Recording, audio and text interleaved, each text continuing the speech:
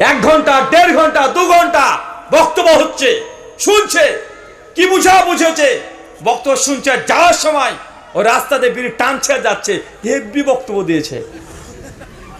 একটু মানুষ দেখা যায় না ভাইজান? ফায়দা কি হলো?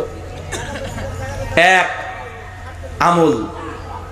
সে বুখারী 450 নম্বর হাদিস, আল্লাহ নবী বলছেন, যে ব্যক্তি দুনিয়াতে একটা মসজিদ নির্মাণ করে দিবে, বাইতুল ফিল জান্নাহ, আমি আল্লাহ তাকে জান্নাতে একটা ঘর দেব। চাচা মসজিদ নির্মাণ করতে পারবেন? হ্যাঁ, ইনশাল্লাহ বলতেও ভয় পাচ্ছি।